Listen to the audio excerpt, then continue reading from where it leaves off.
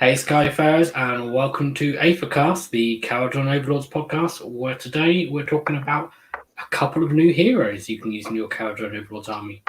But before we do, let's have a little chat about some of the other news and meet our Skyfarers crewing the good ship Aethercast tonight. So we have ever-present Avatar of Grombrindle, Duarte Max Bowman. Welcome, Max. Hello. And last but not least, we have our Thunderer from Down Under, recently back from a tournament as well, Gunnery Sergeant Alexander Cron. That's right. Morning, everyone. I say recently, it's been a couple of weeks actually, but it's been a couple of weeks. But yeah, down in Bendigo, had a 5-game event. So that went pretty well. I won 4 games. I just lost the last one again against the Broken Realms Old Daughters combo that was going around with the teleporting snakes.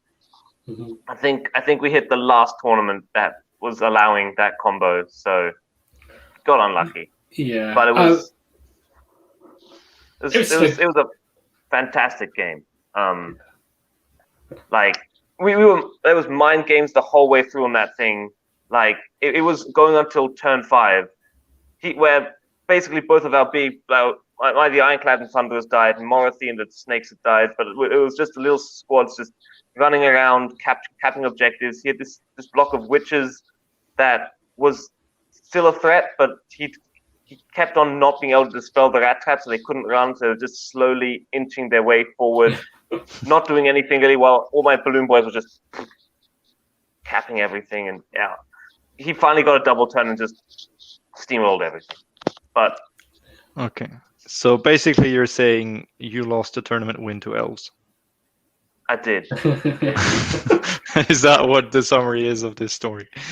That story, yeah. I played Lumineth too. Okay. Them I beat because the Ironclad decided it didn't want to die. Like he hit it. I came in, tried to hit Teclis. Teclis went up to a 2-up save and 5-up after save with some Ether Quartz, and I just couldn't break through. So he kind of counterattacked with a million endless spells and some pikemen and the archers, and the Ironclad went down to 1 wound. Mm-hmm. And then I healed it back up to 4 wounds, and it shot more at Teclis. And then he took it down, but he only got to he did 2 wounds. It was on 2 wounds. And then it shot and killed Teclis when it got itself back up to 4 or 6 wounds, and the Ironclad just held on. That whole game was just the Ironclad going, no, and just pouring fire out, just killing all the poor spearmen and the big floaty moon elf, and yeah. Cool. Yeah. Very cool. I mean, that's a good thing about the Ironclad is, unlike a lot of things at Bracket, it doesn't lose any damage output. No, it just stopped doing its combat profile, which is... What combat profile? Yeah. Yeah. I mean, losing fly high is a big deal, but... You can still disengage, Yeah. Oh, you lose that eventually as well, though. Eventually, yes. Yeah. I mean, he went down to 1 health, so... The Thunder's got completely shut down by his sadness, the sadness wizard that they have there, the veiled thing with the cup. Kafalar? Yeah, that thing's annoying. It's like, you're -3 bravery. Also, I make a bravery check for you every turn. If you fail, you can't do anything. Like, roll 2d6, roll lower than a 3. Okay, sure. Oh dear. Well. Yeah, she's something to look out for. Still, 4 wins is a good result. So, yeah. And against something that isn't even a viable list anymore is what you lost to. Yeah. So technically, you might as well just say you won. Yeah, whatever. No, there was some crazy stuff at that tournament. Do you know what the best death list looked like? No. I wasn't think the I've seen Nighthawk it. list? Was it the 160? The one that we thought Dave Cunnings was going to play first, but then they changed up the pairings for game 1, didn't they? It was Nighthawk, but it wasn't that one. It was the Nighthawk with 3 black coaches and a giant. That's cool. That was the best death list. That beat all the OBR and all the fleshy courts. That was the best ever. Was it a ghost Yeah. giant? Did they just paint a giant in like the special ghost paint? Did they just put like I a don't think it blanket did. on top of him, like a big white blanket? It's and just he was a giant, Just spooky Just a giant. napkin. just a napkin with 2 cut-out eyes. That'd be such a cool conversion. Yeah. Yeah. I'd legit do that if I had the Death Army. Yeah. Spooky. You can make it really crude, as if the giants made the blanket to like pretend to be a ghost. Yeah, with some stitching and yeah. Yeah. Oh, unfortunately, Dave Cunning was great, but unfortunately, he got some bad matchups. He didn't do as well as he could have. Mm. So I mean- the Gotrek and Gunhauler boat, maybe not the meta. Maybe it's not the new meta. Yeah. I mean, I was kind of Not glad yet. his first game matchup got changed though, because the 160 bodies on that battle plan wouldn't have been good. But no. Speaking of things that don't die, Max, you just had a game the other day against Slanesh where you filmed a battle report, and the Soul Grinder in that just didn't want to die, did it? Well, it's not as much the Soul Grinder didn't want to die, but it was just my Gunholder not doing any damage. And this is, the story of my battle report so far of the two. That the Gunholder cannot kill shit. I had the first match against the ogres, and it was a Gunholder against the Slaughtermaster and the single Glutton, and that pillow fight went on for like 3 rounds or 4. And now in the latest one, it was the Gunholder against some Demonettes and the Soul Grinder, and that didn't do much damage. So I don't think I've ever seen a Soul Grinder in a slash list before. I thought those models were extinct. no, they came back with Slaves to Darkness, and the model is cool. It has quite a 40k vibe to it because of the mechanical legs, but it's just not good. That was our our resume after the match. It's just the shooting is okay, but not worth the points, and the combat is okay, but you can have better combat in Slanesh, and it's just huge ass plate. It's that dinner plate base, and he can run and shoot, but again, he only hits on 4s, so it's not as reliable. And we brought it because Martin. We said we want to have full painted armies for the battle reports, and that was what he had painted, or he painted that up because it failed 210 points. So we had a list, but it's definitely not competitive, not yet. I have to admit, I always just thought they were 40k models. You can use them in both. You can use them for both. Yeah, they were originally many of the demon things. I think you can. They used to be like the solo 40k thing, but then I think late 8th edition fantasy they just kind of dumped them in everything and went, why not? Could be. Cool. So let's talk about some news. Obviously, Curse City. On pre-order today or yesterday, sold out. wherever you live. Yeah, sold out like already. that. Okay. Also on the GW store. On the GW store, it's sold out. So you can't get that fancy key anymore. There's still some. Yeah, that's sold out within 10 minutes. I think the key. Yeah. Yeah. Well, who needs a key?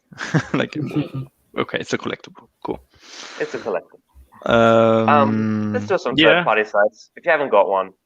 Yeah, there's some shops that still have them, some retail shops. I don't think it's going to be limited release. Like Blackstone. No, it's not. It's still available. So it's still available, but it will be we're going to sell out this batch, and then until we produce a new one, it's going to take like 3 months or 4 months.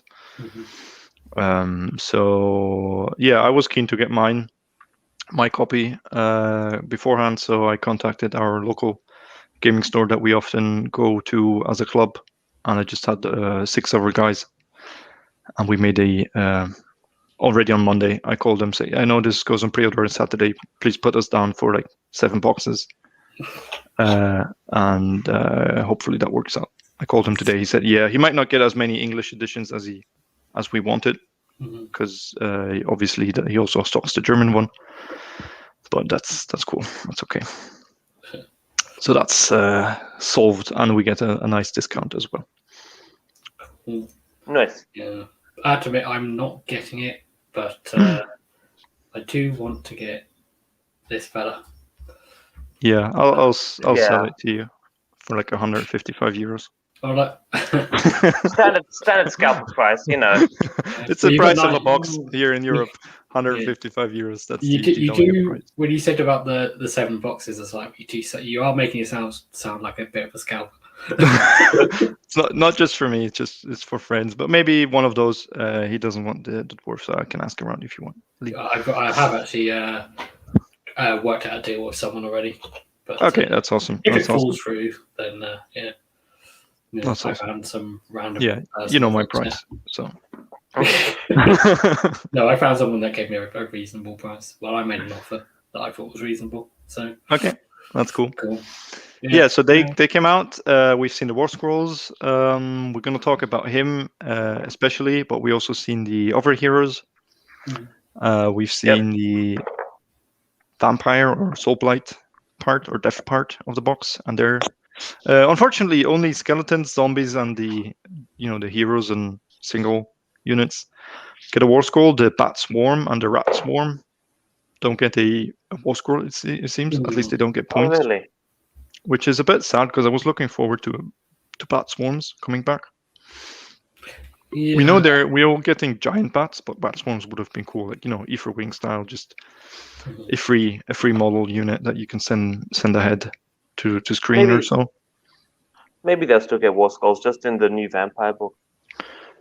Maybe, but it seems to me like those models are only available in the Cursed City box, so they just said like, nah, if you can't buy them elsewhere. And the skeletons are cool, and the zombies, because you can mix them with the models we've seen for Soulblight.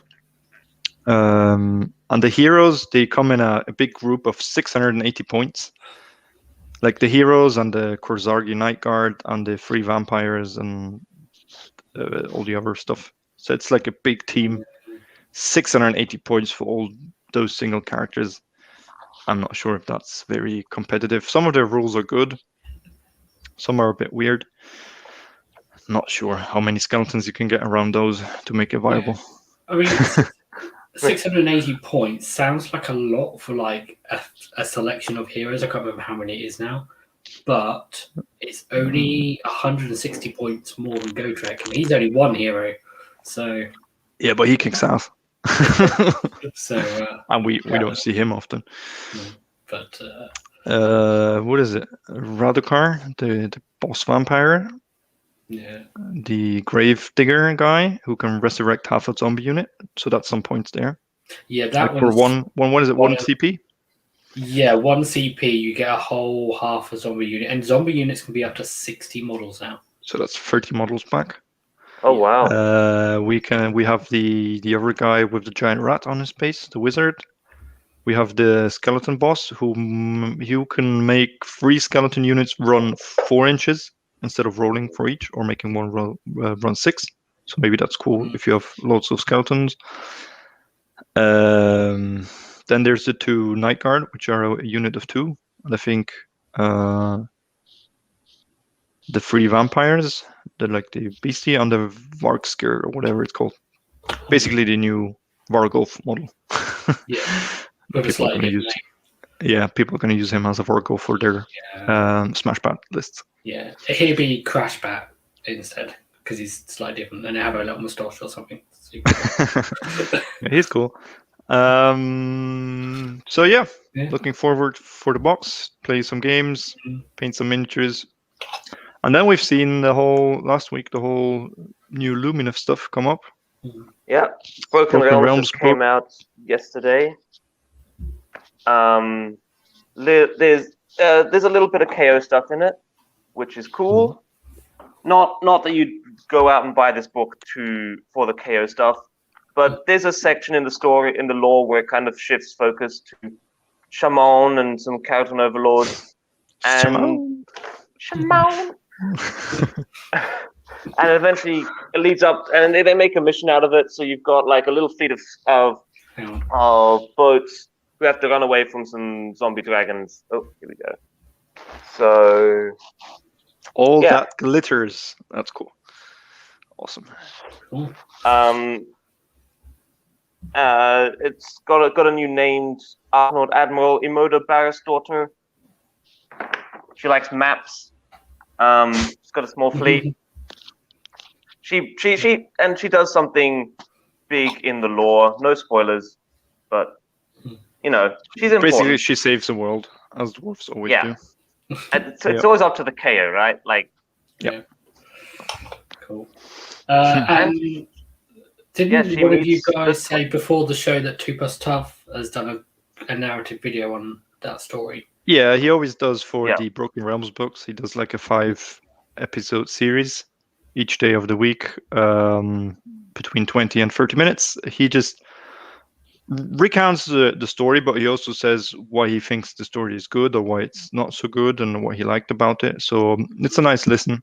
As always, 2+ Tough, go check him out. It's very, very cool because you can just paint your minis and while he narrates with his smooth radio voice. And I'm not buying the Morathi or the Teclis Broken Realms books because stupid elves. But at least I get caught up with what the main lore is and what the main story is. So that's good. Because it's a big story. But go on. It's a big story. Like it's worth it to listen to it or read it, or because there's some big stuff happening. Yeah, definitely. What I found interesting is that it happens the same time as Wrath of the Everchosen. Like it's the same timeline, so that explains why some of the characters are not available because they're fighting elsewhere. Yeah, like Catacross and Archeon and so on. They're busy doing their battles. And that's also why the focus is more on other Mortarchs in that story. Yeah. Okay. That's quite interesting. That makes sense. Yeah, at least that's what 2+ Tough said. I'm just recounting, but it made sense to me. And that's also why at some point the Teclis and Tyrion they hurry off because Archeon is meddling with Slaanesh prison, so they need to sort that out. And they just disappear in the story, and then they come back apparently. But not too many spoilers. But I know Wrath of the Everchosen. It's been a year now, so I believe people know the story, what's happening there. So this is it's like a flashback or a prequel. It's kind of like, and I'm not sure if it also happens the same time as Morathi or afterwards or immediately afterwards. So I reckon it's happening at the same time. There's a few key players. You're like, why aren't they there? Oh, it's because they're doing the Morathi stuff. Okay. Yeah. Also, Alarielle appears again in both of these books, so I think it's a good. And she has some discussions with Teclis, and there's some notes and infos and hints. So I think there's a good chance we'll see something for her in the future, or for Sylvaneth. Yeah, Sylvaneth. They need it. They need it. But obviously, we already had the hint that there's something happening under Shimon. So we all know what that means. All the dwarves coming together. Yeah, new dwarven race, or some kind of dwarfy stuff. Yeah. And also some Nurgle stuff happened in this Broken Realms. Just a little bit, but what I appreciated, they had a little snippet in the story, but they made a battalion and they gave the Nurgle Beast and Sloppity Bilepiper and the Scrivener a new war scroll, a new point. And if you want to know more about that, go check out Radio Free Hamaral, Paul Conti, who was on our show recently talking about Nurgle, and he talks you through why this is cool and what it changes and list writing, what it does, and it's actually a big improvement to Nurgle for those units. So that's cool. I appreciate that. Kind of.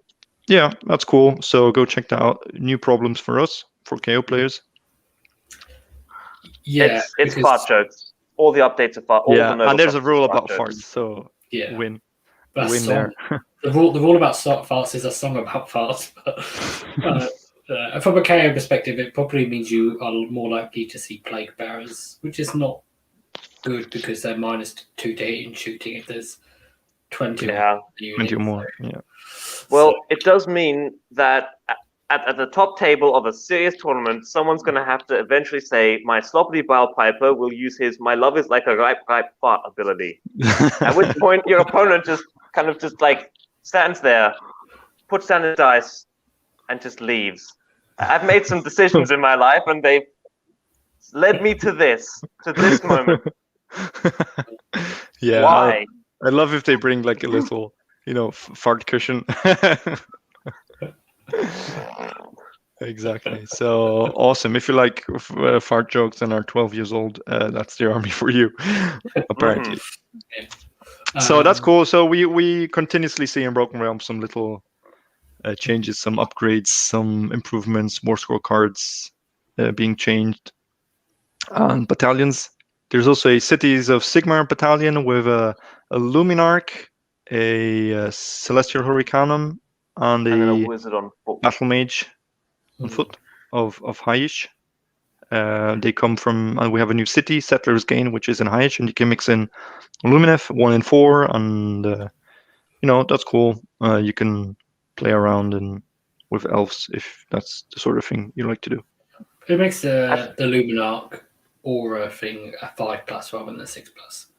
And it gets and the extra range, and you can reroll the mortal wound, I think, because it's a D3 mortal wounds to each unit it passes across, and now you can reroll that. So there's a good chance for 2 mortal wounds, at least. I think the play with this city is going to be go to Celestin Prime and Eltharion, or go for a walk. Yeah, you could do that. 3 mega characters just knocking stuff over. I'm thinking, you can Eltharion. They have cities, Gotrek, you cannot bring in a Gargant. No. You'd have to replace the Gotrek over with the Gargant if you want that. Yeah. No. Yeah, so that's cool. I don't know, what else did we get? One other thing was we talked about the short story for KO in Broken Realms, but the next White Dwarf, the April issue, will have a short story about KO in that from the Chronicles of the Wanderer. Yeah, that's cool. Story. So that was one of the ones mentioned in the interview when they kicked off the series. So I think it's going to be a bit like a Barak Zilfin fleet trying to get somewhere, and they have a bit of a battle. I think in Ulgu, aren't they going through Ulgu? Yeah, in Ulgu, I think. Yeah. Mm-hmm. So these stories are about Grombrindal appearing in different versions of the Warden and helping out people. We had the Fireslayer one, where he appeared as a Fireslayer with white hair and white beard, talking about settling grudges and seeking his doom in battle and fighting a Magmadroth. Then we had the second one, where he's helping out some dispossessed beer brewer lady dwarf, fighting off some ghosts. And the last one, mine just arrived today, the March one, is Ironworld Arsenal. There's some artist, I haven't finished it yet, who's wandering through Haish to some fair in the Lumineth in Syar city to show off his cool goods that he produced, and Grombrindal by the name of Gromdal. So I mean, can't be more obvious than that. Helps him out and gives him some advice.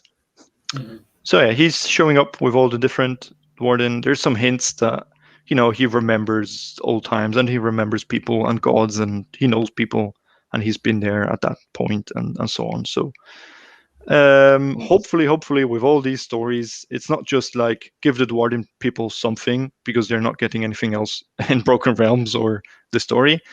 Hopefully it's more of a thing. Yeah, we have all this lore that we couldn't fit in to the book because it's going to be a massive tome, the Broken Realms Grombrindal. I don't know. I'm unsure. We had some hints. Something's happening. There's some story. Something for dwarves. Hopefully, it's not just but you got your stuff in White Dwarf. I hope so. We've already got the next two. The next two Broken Realms have been the names of them are out. Yeah. Depends. Do we think there's going to be one other one after that Kragnos? Is there going to be a fifth one? I think there's going to be at least one with Alarielle, some sort of.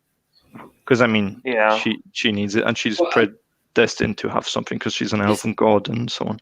Is there going to be a destruction one as well? Like, I think that's Kragnos. Unless Kragnos is one, but because there's been a lot of hints about Gordrak and stuff. So yeah, I think he's in Kragnos. That's there because it's in Gur. He's apparently the guy from Beastgrave, which I mean Beast Grave, and he's a god, and his people are god. This apparently the silent people who are also some destruction faction thingy. So yeah, and Be'lakor will be all about demons and chaos, and probably some chaos rules, and I don't know if there's some little extra things. It's going to be the mixed demon faction. Like, yeah, the Legion of Chaos Ascendant. Yeah, just chaos demons and him. Probably somewhere in there's going to be a new Stormcast thing. And then there's going to be somewhere, I think in the Kragnos we'll see a city again because they are running towards the city and attacking it. Yeah. Might see something for like destruction ogres or so. We had the little short stories. Manfred is planning something. So he has some plan, and it also seems in the Broken Realms tech list, like he has his own plan and something's going on, some scheme. And interestingly, Alarielle also mentioned, or Teclis mentioned to Alarielle that she's doing something. She has a plan. She's working on some She's sowing some machinations. Seeds. Yeah, you could say she's plowing her field. You know, so maybe we'll see something there, something happening there. Be careful, that one was nearly euphemism. Without any spoilers of Teclis, it's hard. But yeah, there's a lot of stuff. There's things, it's stuff happening, and I love it because it's happening now, and we can see it in the rules and the stuff that's coming out. Like Age of Sigmar, so they seem to be a lot freer to just move the story, keep going with the story, and change things up and stuff. 40k is still kind of stuck in this like everything has to be the same, but Age of Sigmar is just. Well, they're moving a bit forward in 40k. I'm not a big expert, but it seems like there's some major things happening, and then they stay there for like the whole edition in that setting. Whereas, and I mean, the situation is in 40k, everything's already narrated. Like the universe exists since 1990, and they talked about a lot of stuff and what's happening, and that's where people are playing. And Age of Sigmar everything's new, and there's like, here are the 8 realms, and these are a couple of cities, and we have no idea what's happening elsewhere. And so that's a great thing for them. Now they have a clean slate, and they started to reinvent the whole story and the whole, what's happening, the lore, while we're playing it. So that I think that's great. We're like living.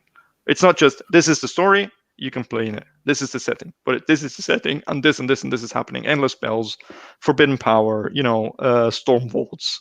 I don't know what. It's all happening. Yeah, it's a chance for them to sell us more books, basically. I like the fact they're doing things on a relatively small scale. Like things still have impact, but it's just not just like, well, here's a story where chaos destroys everything, and we've been there. So it's like oh well, here's a story like set in this one particular realm or like this one particular city. But it still has major implications.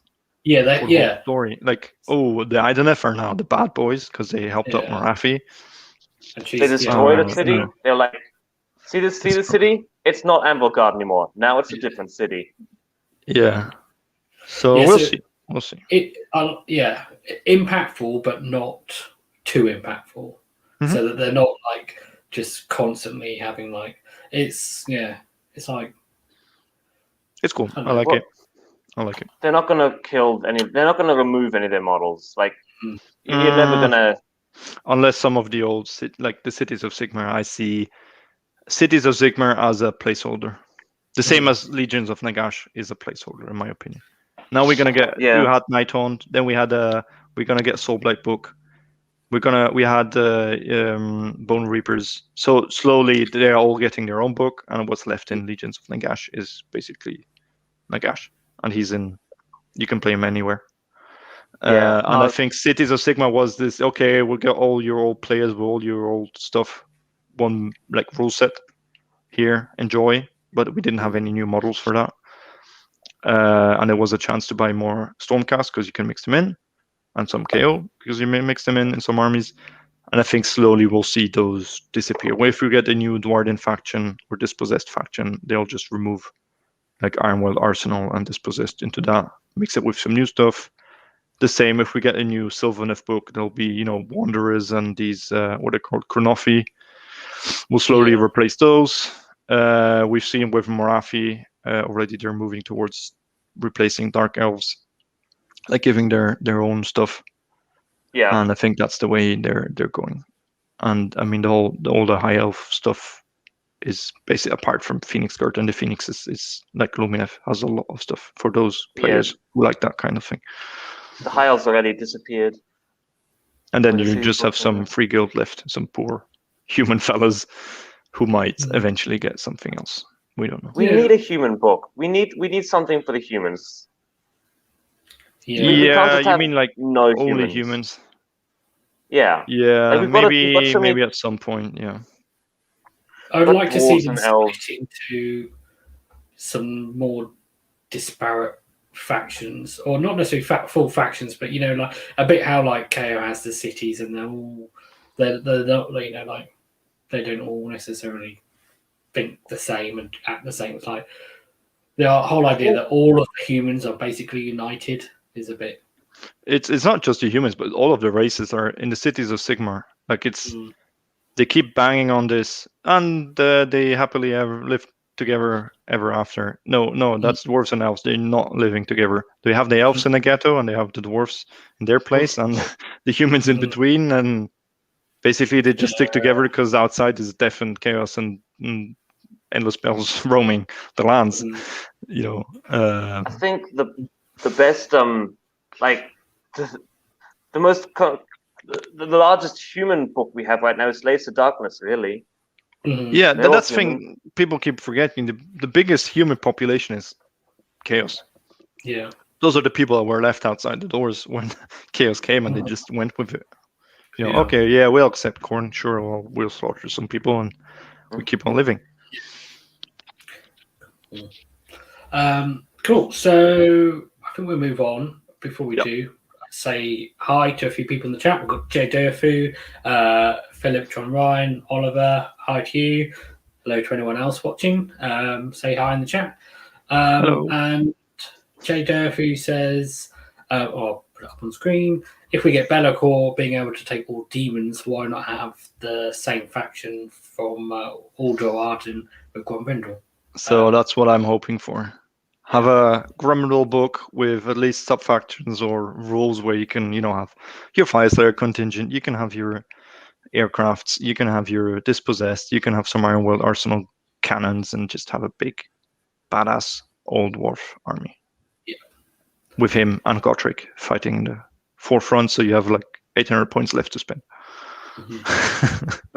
Wait, airships coming down, dropping the steam tanks going on, like kind of Wars. Star Wars. yeah. That would be so awesome, like an ironclad with a crane underneath, like carrying it. Drops a steam tank onto the ground. Yeah, like a little drill steam tank that can go underground, and that'd be cool. Do it. Yes. Philip John Ryan in the chat says he'd like to be able to give the Marine keyword out to some people, which that would be cool. Oh, yes. Oh, there's some interesting combinations. I'd love some drakes inside a boat. I just put some Fire Slayers in there, make it the hammer boat, real hammer boat. That would be. Now put some hammers inside to make it a hammer boat.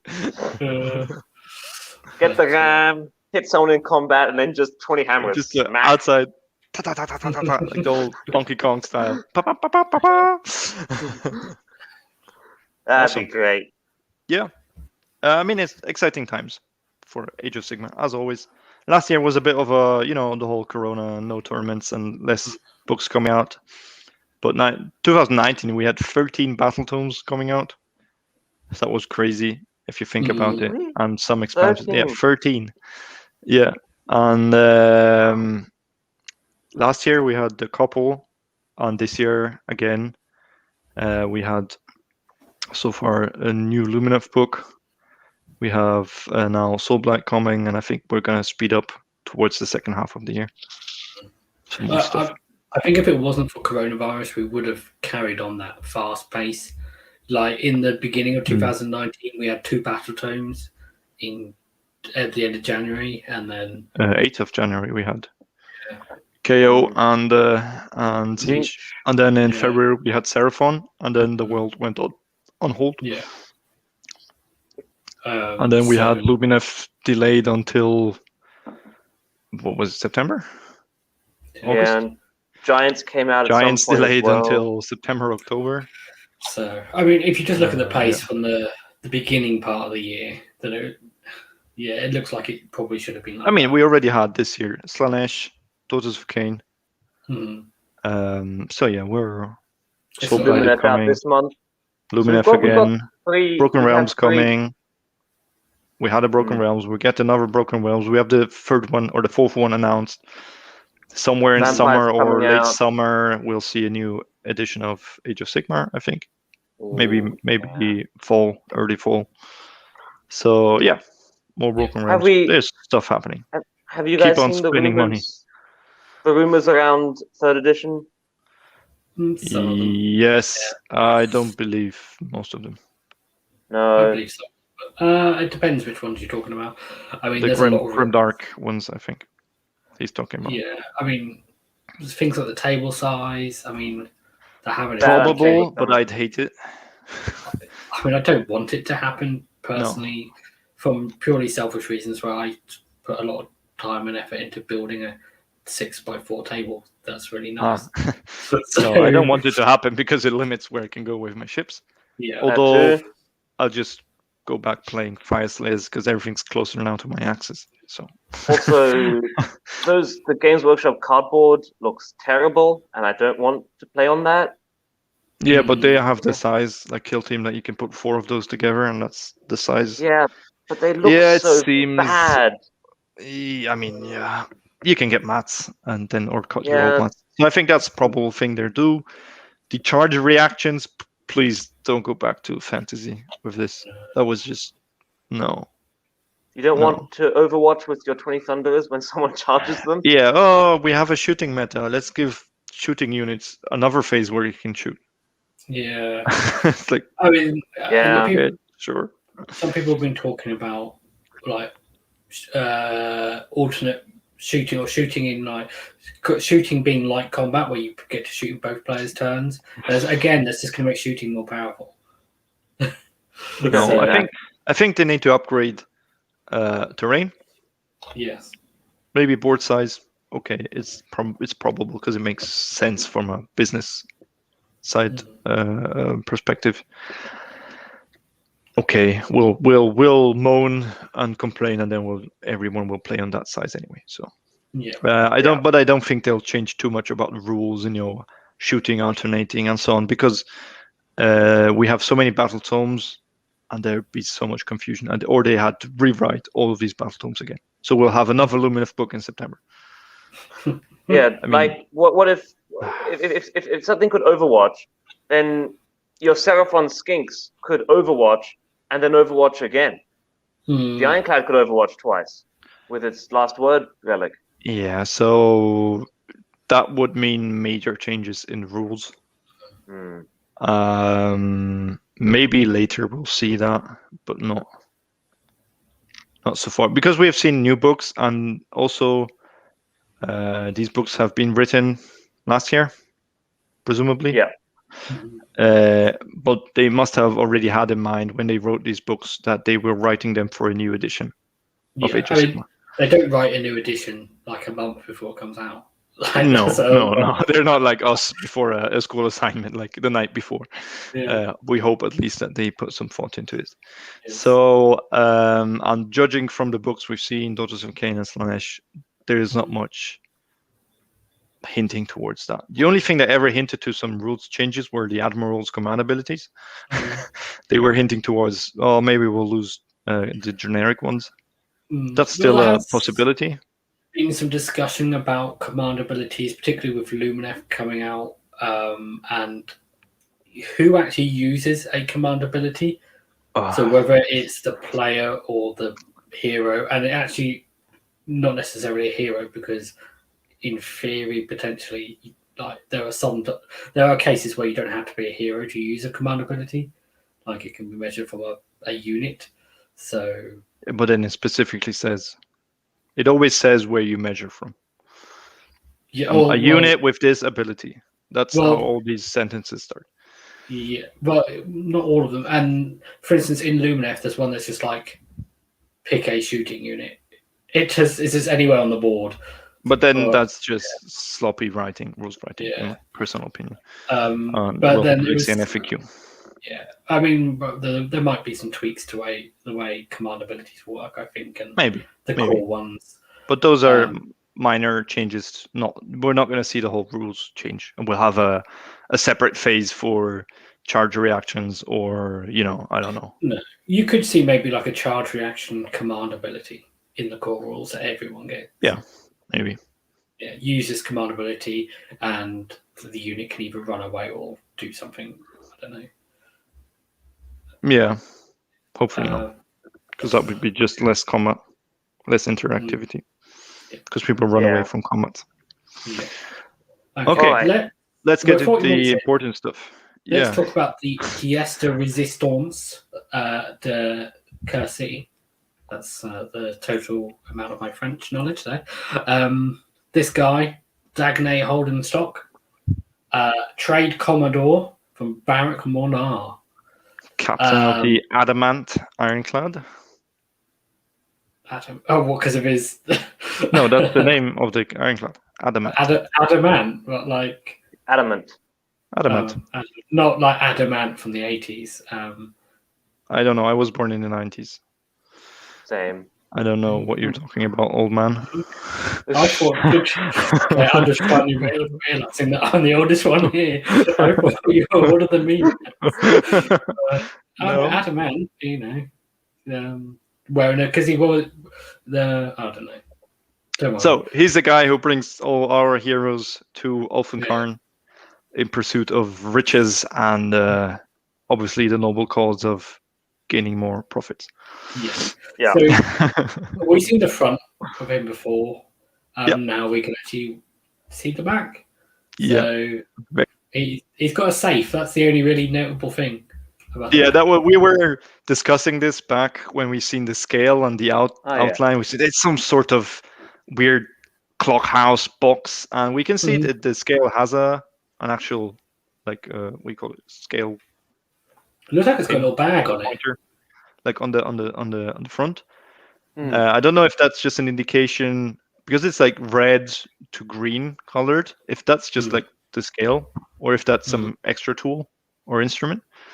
Then on the back, we can see that there's a little bag on the scale. So what we thought would be like a little, insert hollow piece. Actually, there's a gold bag or whatever is inside there. Looks like it's a little bag, yeah. He's doing business while shooting and fighting. And then he has a safe with a key lock. We can see the key on his belt on the front. I think that's the key for his little vault. And that's very cool to carry.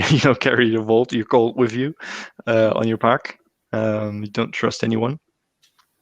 And I don't know what those. No, those are extra weights that are attached beneath his engine power thingy. You can see they're like hooked in, and they're the same. They look the same as the one that's hooked into his scale. Yeah. So that's cool. So that's like the small, medium, and large. Yeah. So that's very cool. We've seen his skyhook before. Now we know he has a 16-inch reach. No, it's not a skyhook. It's actually called it's on the warscrolls. It's called a harpoon gun. Harpoon gun. Okay, but it's I think we can see anyway. we can see the tip is the same as the skyhook. It's the same kit. Yeah. But it's shorter range than any skyhook and carried by Argonauts. We'll go into the rules later. A different name is to justify the fact that it has a slightly different profile. Just like you have heavy skyhook, great skyhook, and stuff on the ships. Yeah, so. His axe is, I think, it has another name, but it's basically an Argonaut axe, and that's why I think. So that's where I thought That's where the model lacks, in my opinion. Mm-hmm. Why does he have like a stupid Argonaut axe? Yeah, and it doesn't even have the the screwdriver tip or the the what's it called in English? The eighth octagonal inlet. The tool tip, the spanner thing. So I think that's a call for some conversion, giving him the anchor or the saber of the Argonauts. So there's some option there because he looks very nautical. That's the word. Nautical with his mantle, with his coat, with his buttons on the front. So I think a saber, a pirate saber, would be fitting. He has some sort of. It's not an eye patch; it's a lens, but I think it's reminiscent of an eye patch in how it looks. So I think that's a cool thing. There's one thing I just noticed, which is that we talked about this handle before. Yeah. If you look at where it is in relation to the sight, does it literally just block the view through the sight? I think it's underneath, but it's just it's slightly lower. It's just on top. It's just in like somewhere. Maybe that's why it hits so terribly. Yeah. Let's move on to the come on. We've seen the front before, and it's all it's just the fact he's got safe ready. So the basics are he's 100 points. Which is okay. 4-inch move, 4+ save, 6 wounds. 6 wounds is decent. It's better than the chemist. Better than most 4+ heroes, yeah. Yeah. And 8 bravery, which is almost irrelevant. So the reason he has a safe is because probably in relation to this ability. So he basically starts the game with 2 shares of Aether Gold instead of 1 if he's in a KO army. Which as a concept is cool, but it's not cool because Aether Gold is much more powerful on units that are not heroes. Because heroes, they just use them for either reroll saves or, you have a chemist and you just need to kill some little units on an objective and give him reroll hits. Because what else is he going to do without gold? So I don't know what this guy is going to do with 2 shares of gold. The main thing is you can only use 1 gold per phase. So if you use his gold, that's stopping you using like gold on a ship or something potentially that phase. So but they remember to give him the marine keyword, which is nice. So you can actually go on a boat. You can go on a boat. He's a Skyfarer, and he's the only hero in the Cursed City set, like the good guys, that can actually synergize with his subfaction. He's Barak Mhornar, so it's cool. He's a named hero for Barak Mhornar. He's not Barak Nar, so that's good. All the others are either Ulfenkarn City keyword, or I think the Kurnothi has her own glade, so she cannot interact with whatever is in those books subfactions. Whereas he has Barak Mhornar, he can work with the Barak Mhornar rules. So that's a plus. One thing about his extra Aether Gold share thing, it kind of just makes up in some ways for him being unique, because actually that is a command trait, isn't it, that you can get for pretty much every hero. So the fact that he has an gold share, it's almost like having okay, but it's the worst one. Yeah, it's the one. There's a reason no one picks that one. Maybe back when Ether Gold let us use free command abilities. Mm-hmm. Here it was more useful back then. Yes. But now it's like. Well, if they change triumphs, maybe. Yeah, that's good. But so far, I wouldn't pick him for that ability. So before we move on to some of the other stuff, we mentioned that he's Barak Mhornar. So one of the important things about that means that you can take him in Barak Zilfin or Urbans or something, but if you do, he won't benefit from the allegiance abilities. So if you take him in Barak Zilfin and he runs, you'll have to roll. He won't be able to run 6, for instance. But you can take in him Tempest Eye and he gets everything. Yes. Because the only requirement is Kharadron Overlords. He won't. Yeah, one thing he won't get in Tempest Eye is he won't get his extra share of 8 gold because that's only in a Kharadron. No, but as we said, that's not as important. So it wouldn't he's work. A cool Dwarden hero. You can make him your general.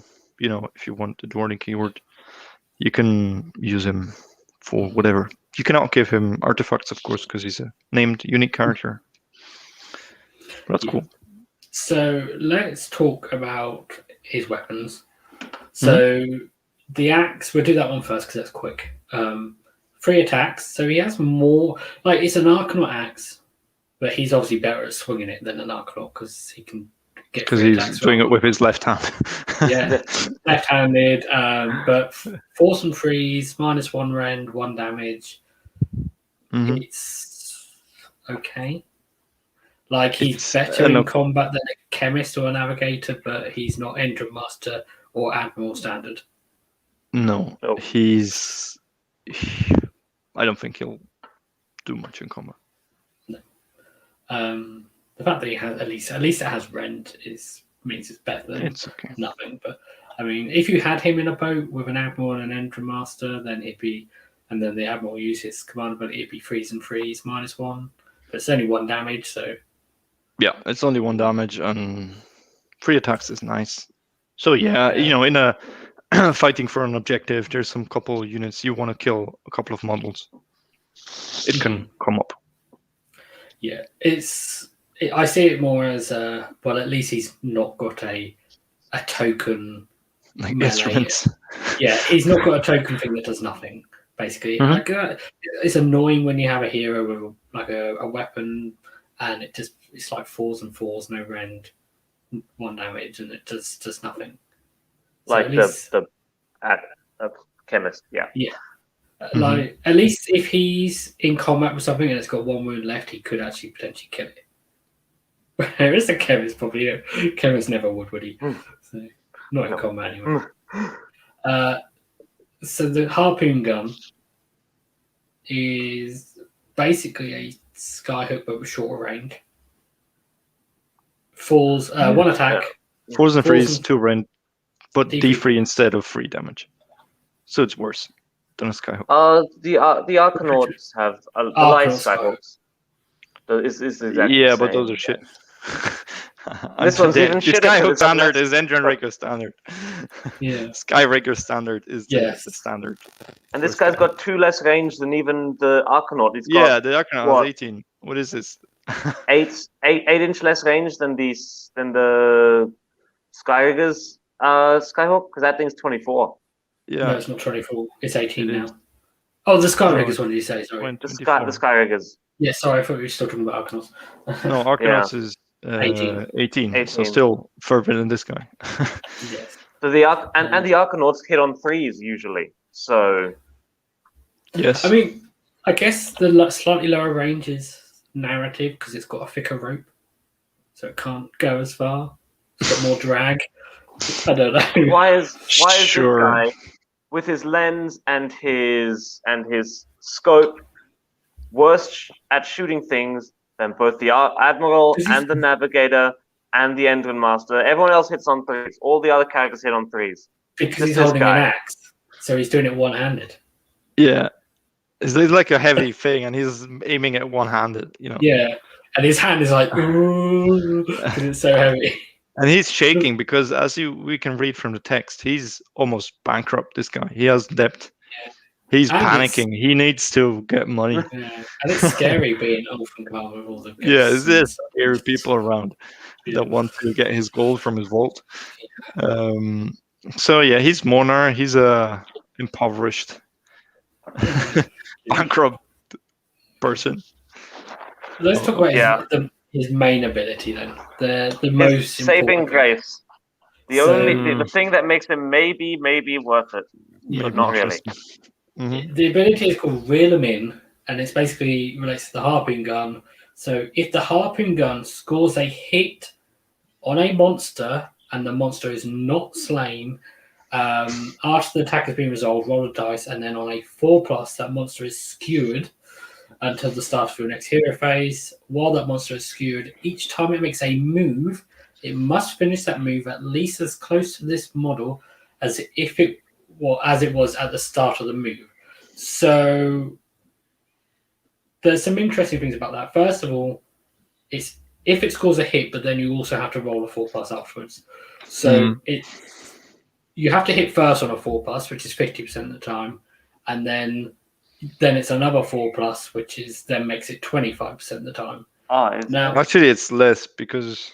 It is 25%. If you kill him, then you don't get it. Yeah, but if you kill the monster, you don't need it. So. Yeah, but okay. It's. Before we move on, what's the word from last show? Situationally good. Situational. Yeah. Let's just bring up what Jade Durford said in the chat a while ago, which is the extra share of Aether gold does bring the chance of this ability going off being better because you can reroll your hits, so therefore you're more likely to hit. So your chance to hit goes up to 75%, which then mass out to 35.7% chance of getting the ability off. So, but that means you cannot use your share in shooting somewhere else. Yeah, but quite often, actually, I mean, we talked about this before. You will use your share for saves on the ship and stuff like that. So, yeah. I mean, you can't use it on like a unit of riggers or arcanauts or something to shoot. Yeah, I don't know. He doesn't he's reeling in the big monsters towards him. To do what? Get killed? Like, what is he going to do if the monster comes to him with his free attack axe? I mean, he's just going to get stomped. Well, narratively, in Curse City, you'd have like the big ogre and the other heroes there, and so he'd pin them down, pin the monster down, and then the ogre would come to slay it. I can see it maybe being a fringe case where you can teleport him around on a gun hauler and then stop them, like snag a Morathi or an Archaon, and then the Archaon or Morathi can't get into the rest of your army. They have to go and fight this one little gun hauler while the rest of your army deals with everything else. So, but in order for that to work, you need to do it every round because they only last until your next hero phase. Usually, you can end the game in one turn. What are you talking about? It's pretty thunderous. Not against Morathi, because you won't die. You'll kill everything else.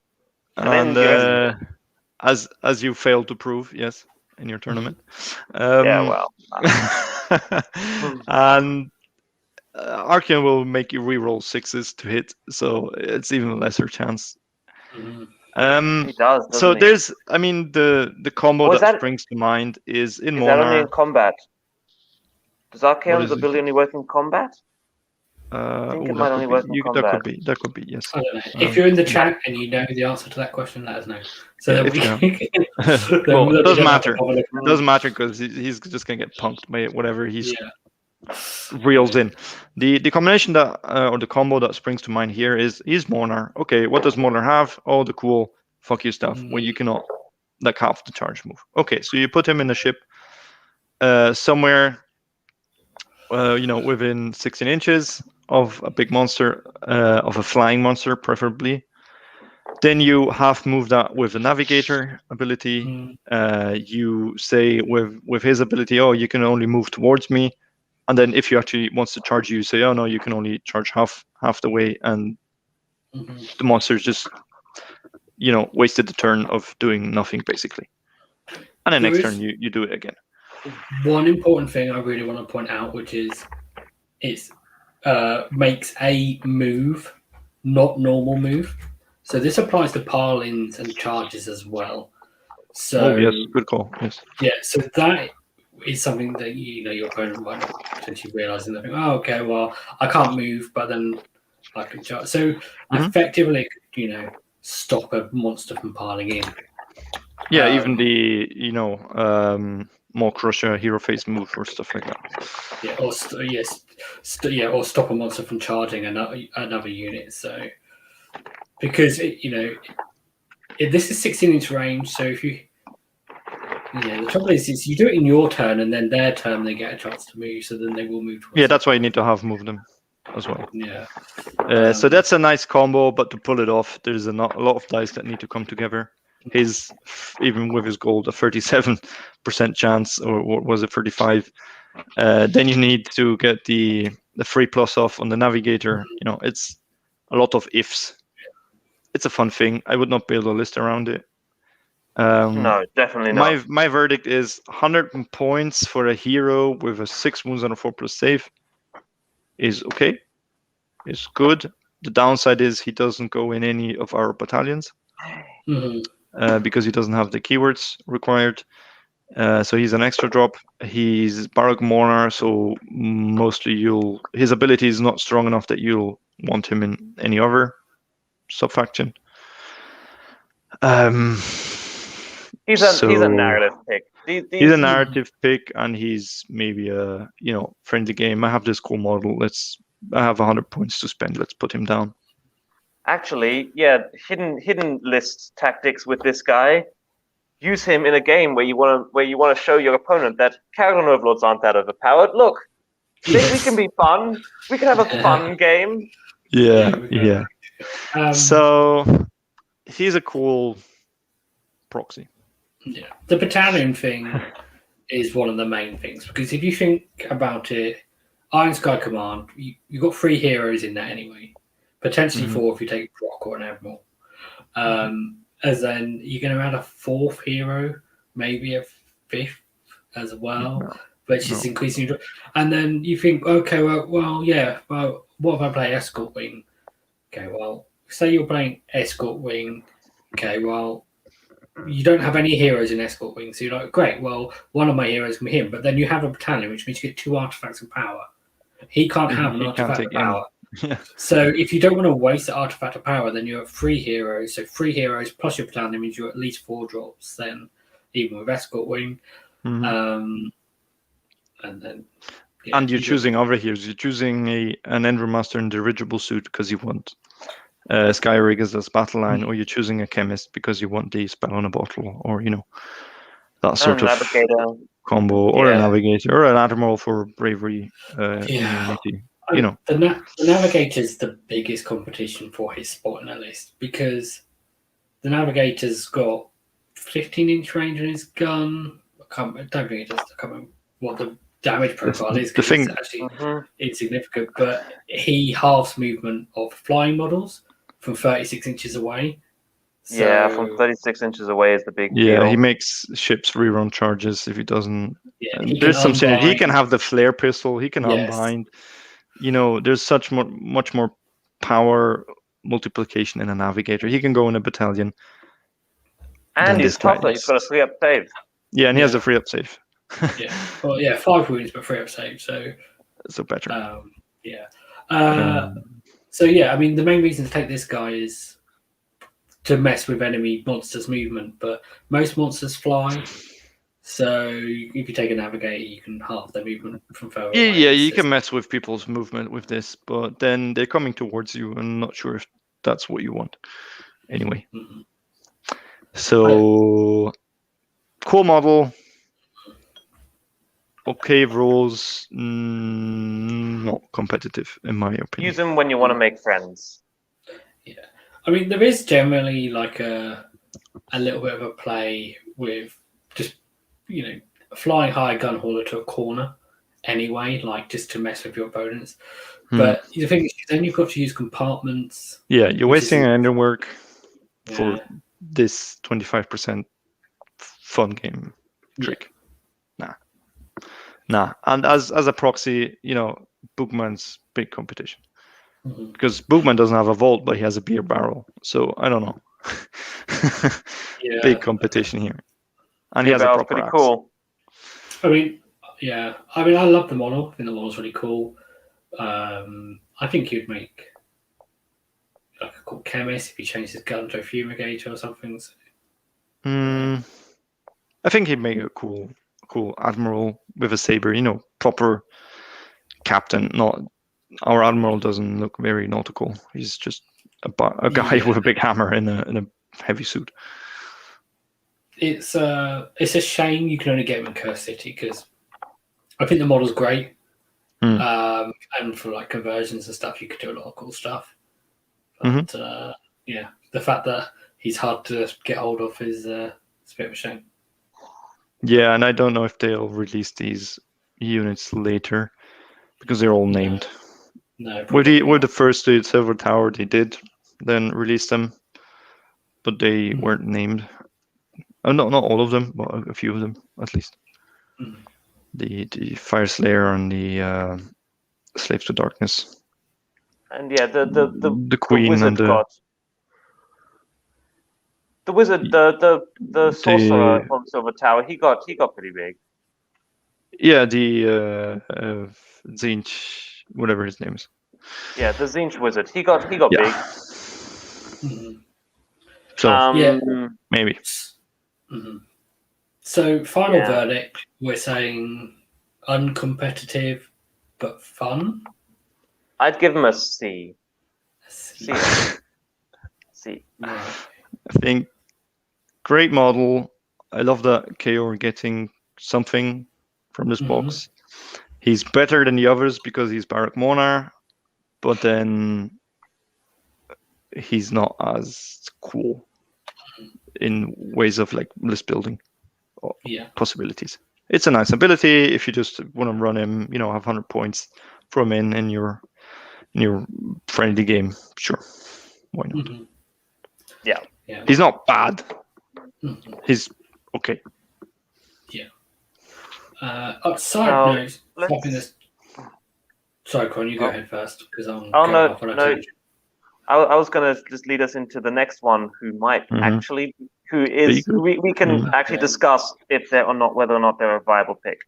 Okay, I'll quickly say my thing first then because it's not related to that, and are we getting a slight KO hero problem? Because this is now like they keep releasing us heroes like Bugman and this guy, and like they like making KO heroes.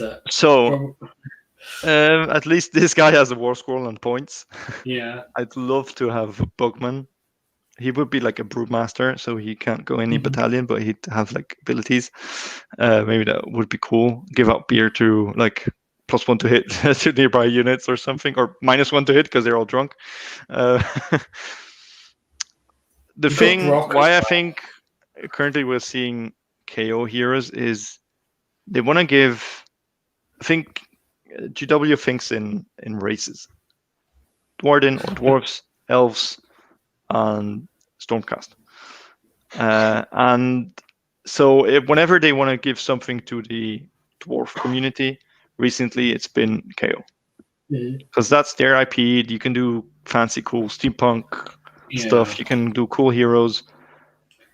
We've never seen Fire Slayer like named heroes other than the White Dwarf, and that's just a basic Runefarer model. Bale Grim or Bale Grimnir or whatever his name is. Yeah. He's just a Vostark named character. He has a better save. He costs 20 points more, and that's it.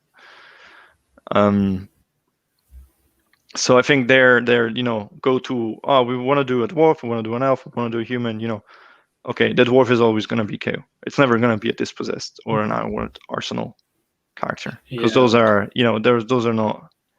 There's a way the main too generic thing. dwarf. No, they're not important anymore. They're just leftovers, so to say. KORD poster dwarf currently. Okay, with being the poster dwarf. I think we have more heroes now than we have units. Yeah, we go, and that's the thing. Fire Slayers already have that. They have 3 units and 7 or 8 heroes. Yeah. So I mean, heroes with war scrolls, we've got 4 Barak, the chemist, and now this guy. So we've got 7 heroes with war scrolls. What was it? 3 boats, including Arcanauts. Fundrick. We also have Fundrick. Yeah. So there's 4. There's the 4 main ones. Then there's Barak, Fundrick, and this guy. Yeah, and then if you include the Brewmaster. No, there's 5. Admiral, Endrin Master, Navigator, Chemist. There's a second Endrin Master. Fundrick, yeah. Brock, Bookman, and this guy. I forgot the Endrin Master with suit. Yeah. 8 heroes. 8 with War Scroll, 9 the Brewmaster. 9 in total. 8 with War Scroll. So, then what we've got 3 boats, Arcanauts, Thunderers, 2 Balloon Boys, and Fundrick's Profiteers. Yeah, so we're 50-50 right now. So we're 50-50. That's so I was wrong. Fire Slayers do have a named hero, the guy from Shadespire on the world. Mm-hmm. The one everyone uses as a rune follower on foot. Mm-hmm. Yeah. Whatever his name is, something Grimnir. Mm-hmm.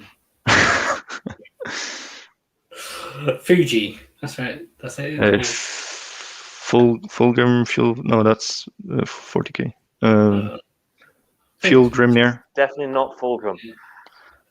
Okay, so yeah, and then Crawdon, you were saying. There's some better options. Talking about characters who might be viable, who we can actually have a discussion about. Ellania and Ellathor, 2 elves that this female dwarf admiral met in a bar once. So yeah, they came out with Lumineth, the latest Lumineth release. They're twins, and they're basically Teclis and Tyrion's ideal in 2 persons. So 1 mage, 1 fighter. Mm-hmm. They come on 1 base, and they're not bad. They're like standing on top of each other for some reason. That's like just an odd thing. Version of Celeste. Yeah. So 260 points, which is considerable. What do you get for that? You get 8 wounds and a 3+ save. So like an Endrin Master indirigible. Get a 6-inch move, so 2 inches more than your average Dwarden. You get a wizard, which is something KO don't have, or only in form of a encounter or a wizard does a double caster as well. A double caster with +1 to cast and unbind. Yes, I was going to that. Yes, so it's actually a reliable double caster. A caster who can cast Lumineth endless spells, apart from all the other generic endless spells. So that might be interesting if you're interested in those.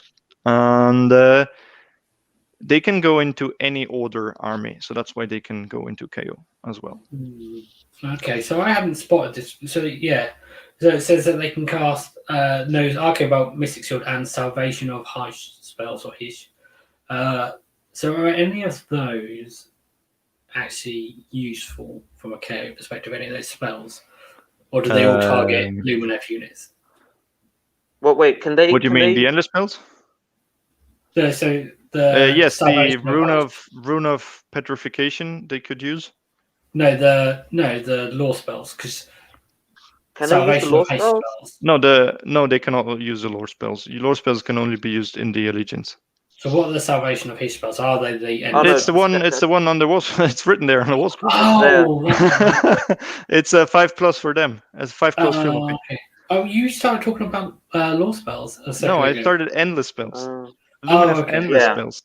Right. Okay. If you don't want to waste your spell on a bottle for that, you can access endless spells plus Lumineth endless spells with them. quite reliable with a +1.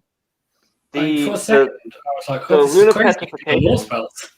No, they cannot. So you could use, Rune of Petrification. That's like a mini rat trap, isn't it? It's basically, it stops. It like fiddles with movement, I think. But it was not on our top 10, so it can't be that good. You could put down a Rune of Petrification and a rat trap in the same spot, and then just keep them there. You could, yes. It's quite some points I think you need to spend. And I mean, this guy, the Rune of Petrification is 18-inch range. Yeah. So these guys teleport occasionally, sometimes, but not in the hero phase. Like start. You cannot set it up. But let's start from the beginning. What did these two guys do? Basically, they have some melee attacks, and the interesting one here is, of course, the sword of the guy of the standing beneath. It has 4 attacks, 2+ to hit, 3+ to wound, 2 rend, so that's a good profile. And damage is the round you're currently playing. So in the beginning, he will have damage 1, second round damage 2, and so on. So potentially damage 5 if he's alive in the last round. So that's pretty good. Hitting on a 2, winning on a 3. 2 rend, that's great. And in addition, once per game, you can do like a little laser beam, 12-inch range. You pick a point on the battlefield and you draw a line from this model on that point, and to everything in between, you on a 2+, you deal mortal wounds. Again, the same number of mortal wounds that the current round is. So round 2, round 3, you can deal straight 3 mortal wounds. So it's not D3 where it's not reliable. This is actually, you can go and say, okay, I can plan with this. 4th round, I can deal 4 mortal wounds. Like I can shoot people with 4 mortal wounds. So that's a nice once per game ability. Then the downside to this guy is the sudden translocation. At the end of combat phase, roll a dice. So not you can roll a dice, but you must roll a dice. Now, if you roll less than the number of the current battle round, so it's not very probable in the first rounds, but it gets more probable later turns, or less than the number of wounds allocated. So this is, if you fulfill either of these requirements, it's going to happen. So it's, first round, but you suffer 2 wounds, you roll a 1, you're going to teleport. So what happens? First, you heal D6, which is nice. No, you suffered wounds, but you're going to heal up. So that's great. But then you need to remove the model and place it anywhere outside of 12. Not 9 inches as fly high or normal deep striking, but 12 inches away from enemy models. If it's not possible, you remove the model, but it's not slain, which is a weird thing, but okay. I think you always find a spot 12 inches away to set it down. And this is potentially powerful and potentially very annoying for you, because you're in a combat. You think, okay, next round I'm gonna kill this guy because I have then 3 damage on my weapon, and I'm gonna win this objective. They deal 1 wound or 2 wounds to you, and you roll a 1, and you just fly out of combat, which is potentially annoying or aggravating because you're like, yeah, I'm gonna win this on this side, on this flank. I have this secured, and whoops, here I go, off you go, a little elf. On the other hand, it's cool because like later rounds, you can throw the model into combat knowing I'm not going to stay here. I'm not going to get killed like next round because I'm probably or hopefully going to jump anywhere else, and with the teleport, go where it's. Teleport's always strong. Movement is strong in this game. Not onto an objective, because with 12-inch that's impossible if there's someone standing on the objective, but if it's a vacant objective or it's close to the objective, so threatening it. So that's, and then with a move of 6 inches, they're a hero, they can reroll charges, and with the combat they have, they can probably clear an objective. So it's a very fun mechanic. I think it's a great mechanic because it's a reward, but it's also a risk. You're getting healed and you can teleport, but the risk is you're getting teleported if you don't want. You cannot control this. So yeah, that's them. I think the only thing you didn't mention you covered pretty much everything there, was Realm Wanderers, which is the rule that basically says they can be in any order army. Yeah, that's what I said in the beginning, that why they are in KO. Yes. But the other thing about that is that if they're near your general at the start of the hero phase and on 4+, you get an extra command point. Always. Also nice to have. Yep. It's not super necessary for KO, I feel. I think that's more cities players really want this. It's another reroll ones to hit. Or another ignore battle shock if your Iron Sky command battalion Ironclad is somewhere else. So it's come up with me that I use command points to reroll charges or reroll ones to hit. So it's I use them all for reroll ones to hit. Yeah, it's good to have it. I won't complain. Yeah, that's I missed that. Yes. And then their spell is on a 6. Obviously, they get a +1 to casting, dispelling, and unbinding. So everything a +1. So basically, on a 5+ on 2 dice, they get a 5+ fill no pain on top of their 3+ save. So quite durable. Yeah, some durability against mortal wounds, which KO doesn't have. So, but 8 wounds, 260 points. They're not. They're not tanky. Not tanky, but the potential late game damage output.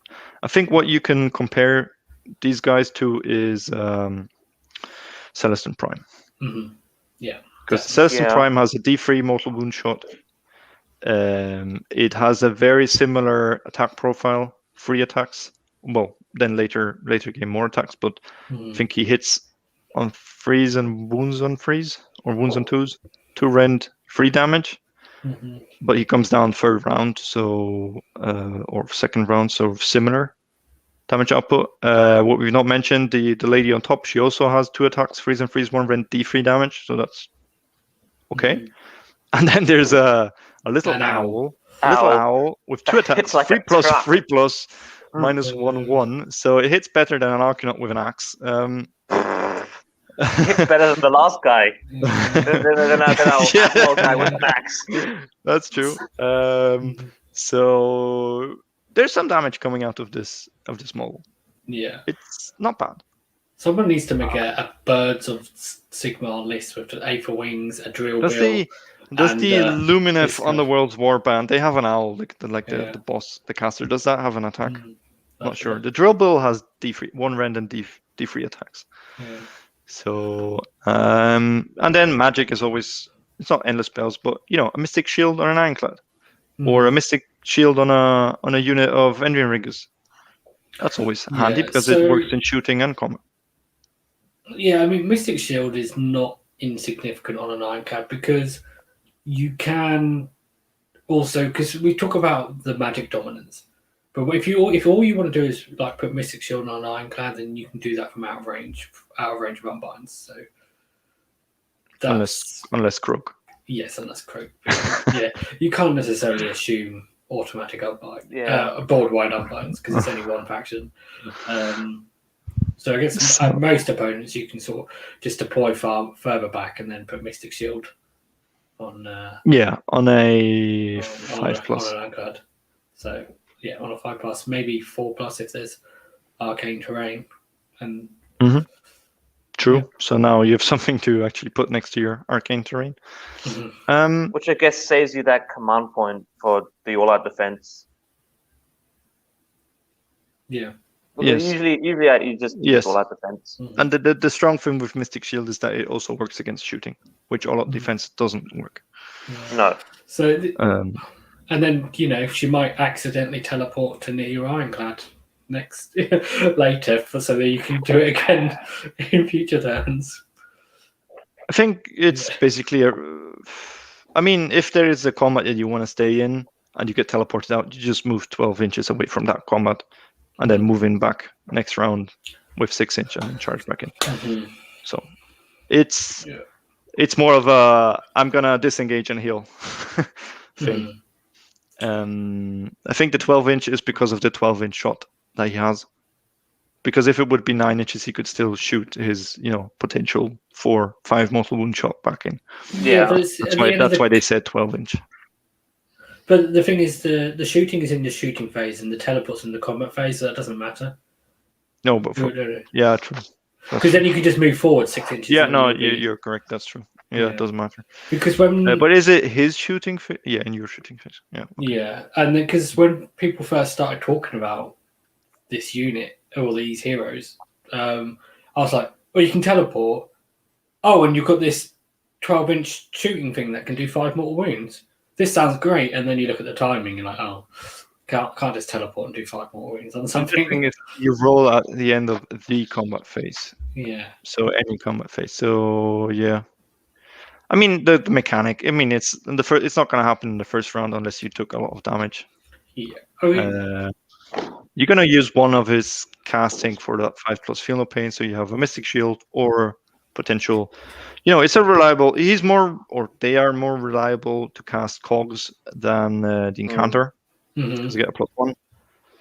But not as reliable as Endless Spell Cog, as Spell in a Bottle Cogs. No, but if you want to lose Endless Spells for something else, or you don't want to use the bottle and take one of the other cool artifacts that we have in the book. Unfortunately, you can't take bound cogs and real cogs at the same time. Can you not? Oh, no, because you can't. I've looked into it. Trust me. Because well, I mean, from new GHB maybe you can, but in the current GHB it says you can't take more than one of the same endless spell model. Oh, okay. So. But what if I converted one of them? Yes. Okay. So I think the most important thing to say about this scroll is you don't need to buy the model. You get the 40mm base. You buy the Dispossessed Rune Lord. You buy the old Dispossessed Unforged, which is still available as the White Dwarf. Just a different picture on the package, but it's the same model. They both come on 25mm bases. You put them on a 40, they can fit easily. And then you take a drill bill from your Thunderous kit, stick it on the shoulder or on the rune staff of the Rune Lord, and there you go. Fantastic Dwarden twins. So would you put them side by side, or would you try and do something? No, I'll do like this little diorama because the Unforged is already leaping off like some sort of ruin. You can like base him a bit higher above, and then below you have the Rune Lord doing his magic and with his book or whatever loadout you give him. There's different options there. I quite like the idea if you could do it of like a dwarven model holding up a shield with both hands, and then another dwarf standing on top of the shield. Yeah, you could do that. I still have the old special model with Boogman, Gotrek, and I think Alaric is the Dwarf King on the shield. So they're both holding up a shield, but that's free models. So you could use those. And there's also the old Alaric, High King Alaric model. He on the shield carried by 2 normal dwarves. But I mean, since this is a caster and a fighter, you just swap positions. You have both dwarfs in there. They could be like twins, a Slayer and a Rune Lord. Have a little drill bill or a little bird or whatever, and that's a cool conversion. I think that's something I'm gonna do and try them out. Maybe they're not the best competitive wise, but it's a fun project. And I think there's some play in there. There's some play in there. They've got. I think they work pretty well in like a defensive Urbaz list that's kind of playing for the long game anyway, and just throwing shots off at long range and castling a lot, and just so then you wait until like turn 3 or 4, then run these guys out and just hit something like a truck. What you could do is a Fring list with Gotrek and these guys, and then give Gotrek a Mystic Shield. And just run them forward, and they're just going to dominate the middle. Yeah. So, I mean, I don't think they're competitive, but the same issue as we always have. They don't fit in a battalion. They're an extra drop, but they are a more reliable wizard than an Incantor. So you can. What is he? 120 points now. Yeah, it's 140 points. So it's 140 points for a good melee unit that can heal, has some survive, have 8 wounds, 3+ save with a 5+ feel no pain, potential Mystic Shield, and some good output, mortal wounds and combat. So yeah, it's you can consider these guys. They're more of an option than the last guy, definitely. Definitely. I'd say so because they bring magic to the game. Yeah, I mean, and the teleport real is damage. The teleport is interesting. It's that 12 inches away. Is pretty big, really. Like it's very easy to zone that out. I mean, you think it's only 3 inches. Not board wide. No, but you from the important places. Like you think, it's only 3 inches more, but then if you've got 2 units that are 24 inches apart, like that's 3 inches, an extra 3 inches from one unit, and an extra 3 inches from another unit, and then an extra 3 inches from a third unit potentially. So 40 mil base, then you've got to be. I mean, the 40 millimeter base is not the stuff that kills it. No, I was just saying no. I wasn't saying 40 mil base is bad. I'm just saying just remembering out loud from what you said. So yeah, it means you've got to be 2 units can be 25 inches apart, and then it stops you landing in between. So the thing is 6-inch move, so you can land and then you walk up 6. You need a 6-inch charge. You're gonna do it, and you could just go in and start deleting stuff again. Yeah, the more interesting thing is that you teleport in your opponent's turn. Is very interesting. That's potentially like crippling for him. Like he's counting on, I've got this objective and this one's mine anyway. I'm gonna go here, combat, and then poof, I'm back on your objective. That's gonna create some gotcha moments. Yeah. I think that's strong. Yeah. I think I rate it stronger than the 12-inch away downside to it.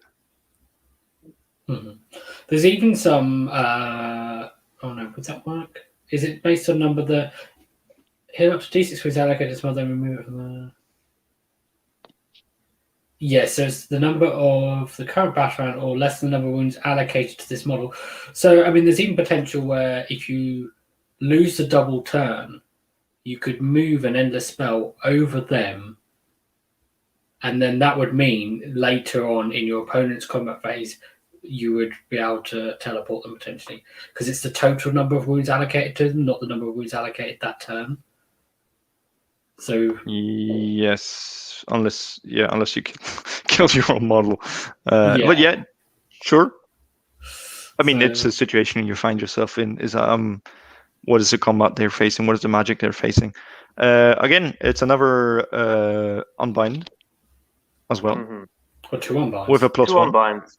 2 unbinds at +1. Yeah, unbinds at +1 and dispelling at +1. So yeah, 2 unbinds at +1. That's good. Pretty good. That's pretty good. That's Barak level. That's Barak level. That's Barak level. Good. That's without the whole other shit going on in that subfaction. That's the exact amount of unbinds Morothy gets 2 at +1. I mean, that's okay. No, a +1 is great. So you only need to equal what your opponent rolled. No, you need to exceed it. You need to exceed it. Yeah, but you get a +1, so you only need to roll the same, unless they get bonuses. And this is the whole you can stop a Mystic Shield on a unit, or you can stop some stupid cast. The new Lumineth teleporting spell that's going to happen a lot. So potentially makes him even more interesting. I think magic is going to be the new meta. So having a way to counter magic. We are in the magic meta, if you haven't noticed. Not sure what you're playing down under there, but Down Under has gone through a whole cycle, and they've had magic meta, then they've had other metas while we've all been in COVID, and then they're still in the destruction meta though. They're still running mock rushes and gargants all over the place. We're in the triple black coach and gargant meta, okay? We're beyond your meta now. You're ahead as always. You're ahead in time. Yeah. We're doing our own thing. Oh dear. Yeah. No, that's cool. I mean,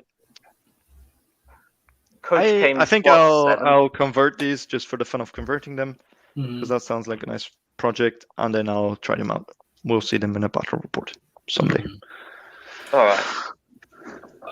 So you mentioned about comparing them to Celestant Prime. 40 points cheaper. Would you? I mean, 2 casts with a +1, 2 unbinds with a +1. The cast is what does it. The Celestant feel Prime. no pain. So they have a 5+ feel no pain. The Prime doesn't. The Celestant Prime comes down and he charges whatever he wants because of his abilities. But the casting is really nice. Casting is nice. Endless spells is nice. Healing back up, so they're more survivable than a Prime. The Prime is like he goes in, he kills, and if he gets slapped back, he's dead. Because he has 8 wounds on a 3+ save, and that's it. Like he's gonna die. He's only got 8 wounds, doesn't he? So he's actually less tough than these guys. Yes, exactly. He's less tough than 2 wimpy elves standing on top of each other. Although with an owl. 8 wounds for 2 elves and an owl seems low. Like it basically makes them 4 wounds each. But okay.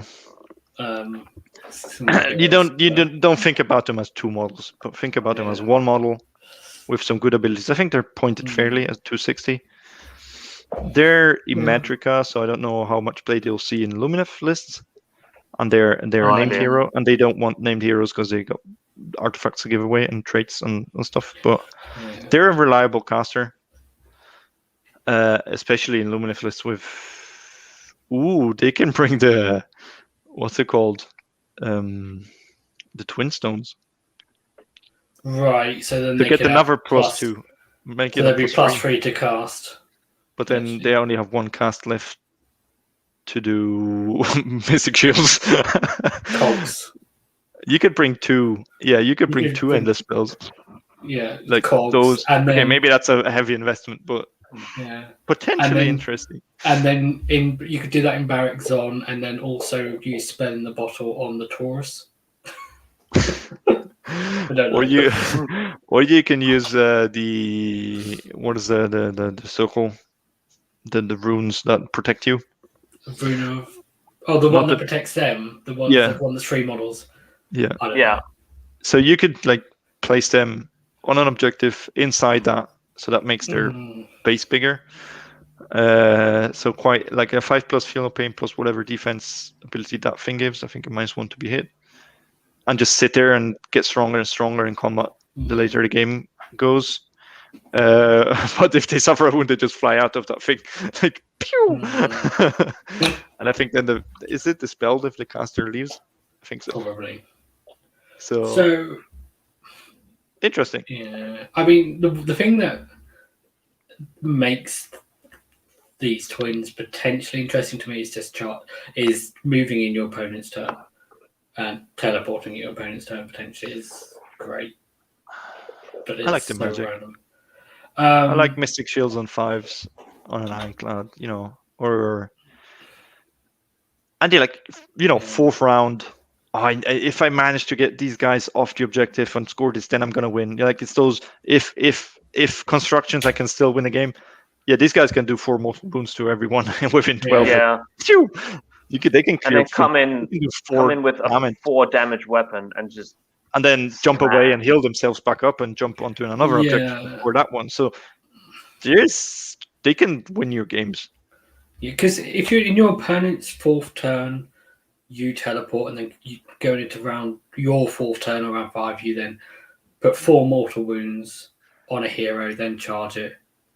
And you also put 4 mortal wounds on a unit as well because they're in line, and then like this guy with his attacks 2 Ren, he can finish an Ironclad in round 4 or something when it's still like floating around with 8 wounds. He can shoot 4 mortal wounds into it and then finish the other elves with damage 4 attacks 2 Ren. Or an arcane bolt. Just throw an arcane bolt out there. D3 mortal wounds in your hero phase if you need to clear space to land your Ironclad. You can deal damage in the hero phase with these guys. Yeah, that's with arcane bolt. And if you roll well enough, you do D3 mortal wounds instead of 1. There's this guy blocking me. I need to shoot him because I'm still in combat with him. Just shoot him with an arcane bolt. Liberate your unit, and they can go elsewhere and shoot elsewhere. Yeah. Don't underestimate that ability to deal wounds before moving or before shooting phase. Yeah. So I think I'll try them out. The timing of when you can do damage is more important than the amount of damage. Yes.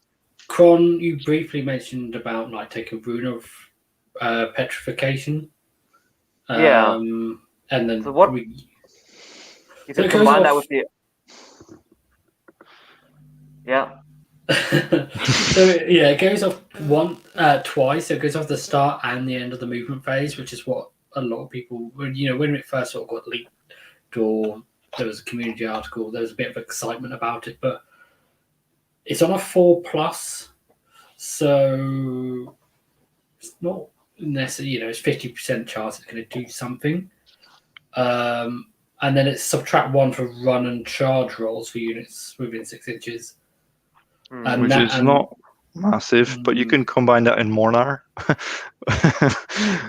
with all the other stuff we talked about and the other hero.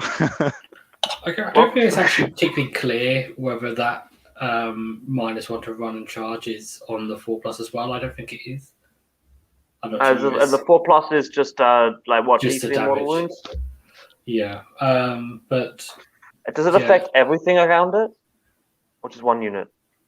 Everything within 6 inches. Okay, so yeah, it's like a mini rat trap. Yeah, because it's a much smaller area of effect. Like the rat trap is 3 of them, and this thing is 1 of them. So you could just put it in the middle of the rat trap, and then just. Yeah, the thing is, you need to place it. You need to be in range to place it, because they cannot teleport and then cast in the hero phase. Yeah, but it's 18 inches set up, but I don't know. I mean, if you start talking about doubling up the warp lightning vortex or something, I think I would be going more down the route of the comet or something. Mm-hmm. Yeah, probably. Yeah, I wouldn't double it. I'd see them as an alternative to spell in a bottle. Yeah. Yeah, I mean, that's interesting if you for cogs. 10 points less for normal cogs, and so they're 250. Or something like Geminids. Because Geminids can get far enough to, you don't have to. Yeah, Geminids, a wall, prismatic palisade, whatever. I think cogs are a good call, or Geminids for these guys. Yeah. 250. The main question that remains is, what kind of list would you build around these guys? Are you going to put them in any kind of list? Just find 260 points and put them in, or is this a specific thing you need to build? Like, do you need to go Zilfin, or do you need to go Urbas, or I don't know? I mean, if you're talking about using it to cast cogs, then you're maybe thinking about using them in Zon, or or just generally to help your ships, charge onto objectives and stuff like that. 260 points. Because then you've got cogs to pay for as well. So 200. I need to find 230 points. I'd put them more in a Urbaz list that's more defensive and lets them use their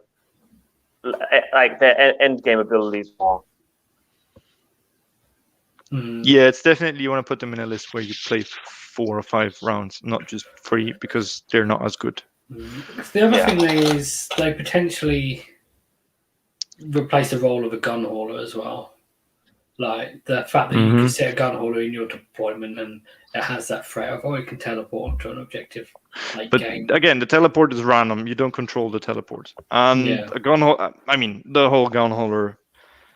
The gun hauler wins this comparison because half the points you can hit, you can fly high, you can gun haulers. You can give it a trait, you can do bombs, you can put people inside the gun hauler. I think the more of you want to add magic and combat to your list. Yeah, here's a cool thing you could do. It's the new Evocators. Yeah, kind of. There's still one model. But yeah, I mean, I'm not going to rush out. There's play. Try and make a conversion. I don't think. No, I'll make a conversion just for conversion's sake because it sounds like a fun thing to do, and I'll try them out. But they'll be like my prime. I don't often use them. I'll just use elves. Yeah, but you're weird like that, so. Yeah, I like So, okay, I think that's basically all we can say about them. Yeah, pretty much. Anything else we would like to mention? Max, you are going to be uploading something soon? Yes, probably tomorrow or Monday. I did a little product review. So check that out for some tokens and a dice tray from Pro Painted Studios in the UK. Should we mention the other thing? The other thing? Oh yeah, and in conjunction with that, we can put it in the description. It's already been in the description of our latest battle report. We've got Matthew from Pro Painted Studios was kind enough to offer our viewers a 15% discount code for his online shop. So go check that out. Use the code Aethercast. We'll put it in the description or the comments for some sweet tokens. There's some really useful stuff in those tokens. Like I need to get some for like Daughters of Cain just because the amount of abilities that you have in that. You gotta remember them. Yeah. But I mean, they've got Kharadron Overlord, they've got Fire Slayers, they've got everything. Cities of Sigmar. Yeah. Maybe the most important one. The most important one is the rat trap token he has. It's like 3 sticks that you can put together in a magnet, and they do a perfect 7-inch triangle. Does that come with KO or does it come with the Skaven set? I think it's come with Skaven, but it's called like the Vortex thing. So you probably see me use him. This is like the black version. Mm-hmm. So it actually says what it is, gold available. I use these as for gold. So what I like about these is it actually like says what it is, like templates, Often you put down tokens like little arrows and you don't know what was this? Was this move or attack or? Yeah, and it's specific to the army, so it actually has everything that your army could do. So if you buy that set, then unless another battle comes out, you're fine. You're not like oh right, well now this week I'm playing a slightly different list, and now all of a sudden I need a token for something, and I haven't got a token because I've got tokens for CP and I've got tokens for wounds or whatever, but not for So go check him out. He does cool stuff. Check out the short video I'm going to put out. And if you're interested, just go on his site and check out what he does. There's some very cool stuff. Two other quick things. Adeptus Dices, Alex Fibdo, that we've had on the show a few times. He has started a AOS coaching service.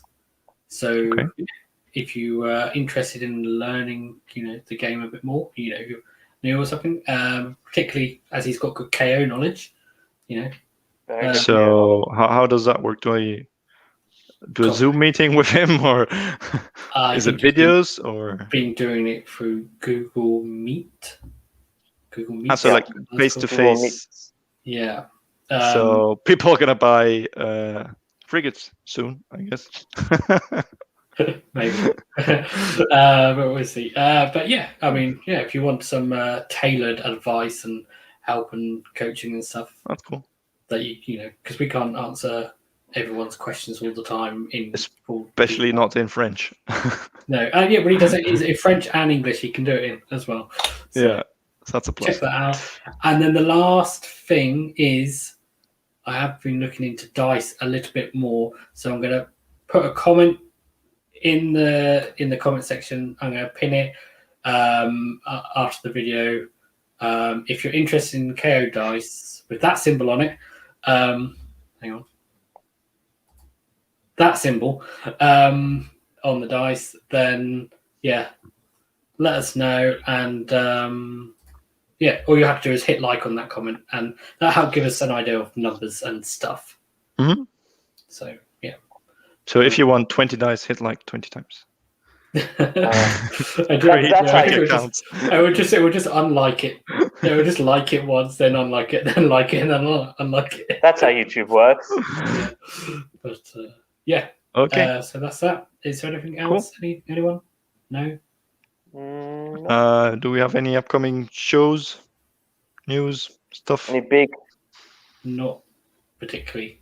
No. Not so far. No tournaments. So we'll see. Maybe some more battle reports. My next tournament's in May. Yeah. Up in Brisbane. My next tournament's in I don't know when. Next year. But it looks of it. Yeah. I've got tickets for an event, but I can't actually remember when it is. October. Yeah, October 17th, was it? Yeah, I like the way you know when my event is. Because I looked into it, coming over to England, just play a tournament with you guys. And what? Playing Lee's event just to do better than Lee. Yes. Number 1 KO player from England. Oh no, he's not even English. Who is this guy? No, but it looks like I won't even be in Europe at that time. Oh, where are you going? Maybe to Japan for a couple of months. We'll see. So maybe Rising Sun GT. I don't know when it's going to happen, but if it's going to happen while I'm there, I'm going. Yeah. But maybe with fire slaves because they're easier to transport than an ironclad in the airplane. Yeah. And they on a like a 4+, they don't break. Yeah, exactly. Yeah, exactly. So yeah, if you're watching, do you have any ideas how Rising Sun GT works and how to sign up and when it is? Contact me, please. I'm looking forward to it.